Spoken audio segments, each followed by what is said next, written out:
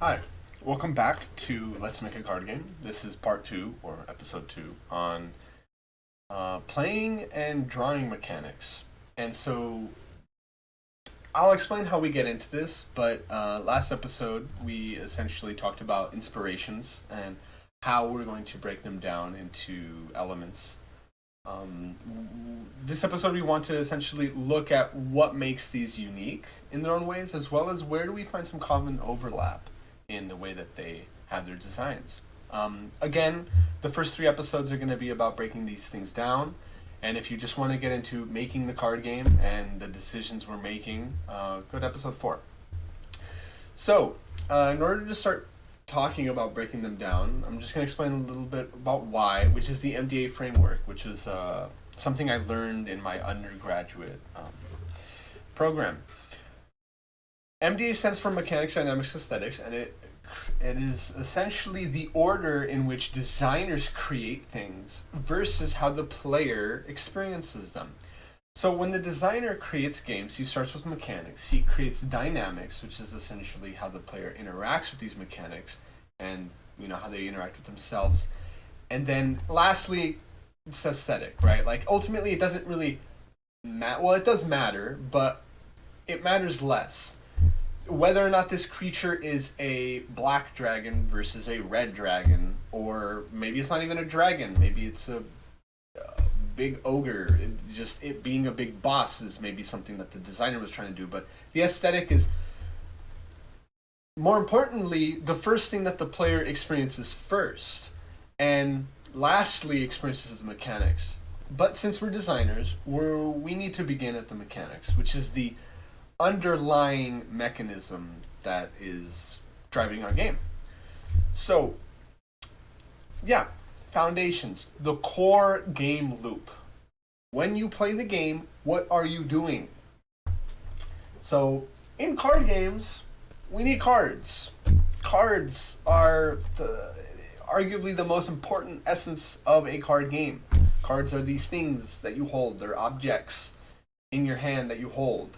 And you play them, and you draw them. Usually these cards have usages. Sometimes they're activated. Sometimes they have effects. They affect the game state. Usually cards are discarded. Usually you have a deck, and you are cycling through cards. So cards have to be discarded. And usually this turns. Turn pass. I pass to my opponent passes to me. Maybe there's a 4-way, who knows. But yeah, these are the common essences. So we start at cards. Unfortunately, doesn't really matter what the card is, because the cards have to be played. Cards do not really exist into the game state until they are used. Cards in the hand are just your repertoire. They're your ammunition. You need to use the ammunition, and when you use it, most importantly, how is it being used? So all of our inspirations actually have somewhat different mechanics on how cards are played. In Magic, when you want to play a card, you must pay mana. Resource management is usually how card games gauge your ability to play cards. In Magic, it's mana. Slay the Spire, you have energy. In Pokemon, you have a different type of energy. That Pokemon is a little bit different, because obviously that's not directly like in order to play cards. You can just inherently play cards. It's just more being able to use the cards you play requires energy, so we're still going to apply it. Yu-Gi-Oh! Has tribute, which are essentially creatures you sacrifice, blah, blah, blah. Flesh and Blood discard, Four Souls have like card effects, the ability to play a loot card. And so these all have different mechanics. They all have different ways that the player also interacts with them, ergo dynamics. So they have dynamics within their resource mechanics. I'm not going to go through all of these, but if you want to pause it, actually I'll move my camera just so you can see. That one says that it regenerates, meaning it you get it back each turn. Yeah, so in mana, you have lands, which they themselves are cards. You can only play one a turn, so you have to ramp it, and it taps and untaps, meaning it regenerates, so it comes back each turn, just like I said before. The main one that I want to talk about, though, is specifically Yu-Gi-Oh!, which was that there's not really a limit on how many cards you can play. If you can play them, you play them. There's no real resource that's kind of limiting your play. So it's a burst type. And another reason why it plays into it is that when you use these cards, so let's say I have a bunch of creatures, I play all these creatures, and then I use 3 of them to tribute summon this one big creature, I have to discard them. They are expendable. These tributes are expendable. All the other resources usually come back. Once it's used, if you use mana from Magic, usually that land untaps. That is the assumption. I want to point out one thing, which is that if you read a lot, you're going to be like, oh, but there's a lot of instances in which, this, and that.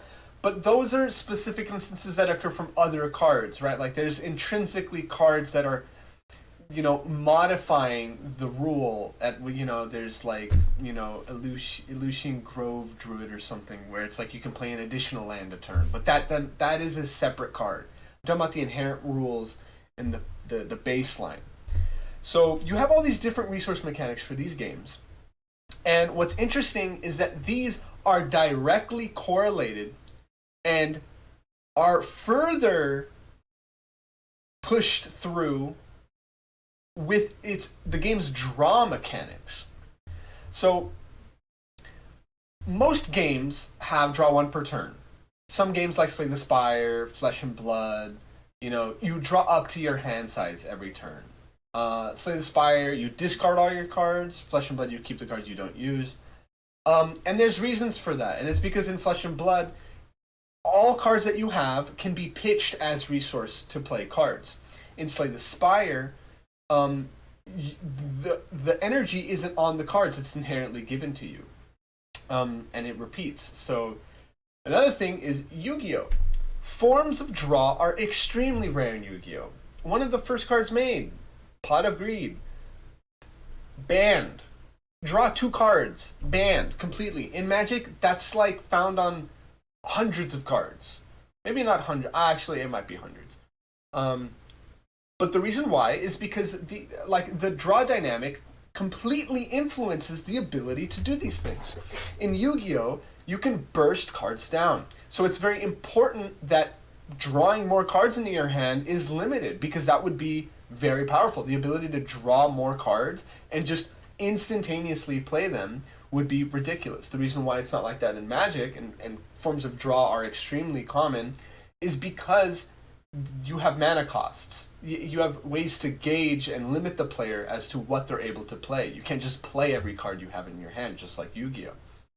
And this episode is mainly to kind of show you that playing and drawing cards have to, in hand, support themselves, support each other. That you have to be able to create these mechanics so that they dynamically influence one another and they make sense into what the game loop is going to be about. And the next episode, the third one, is going to be essentially just kind of showing you how cards as objects interact with the game state. Maybe not specifically like specific effects, but like more global ideas on like what cards really do. So yeah, we'll see you on the next one. Thank you for watching.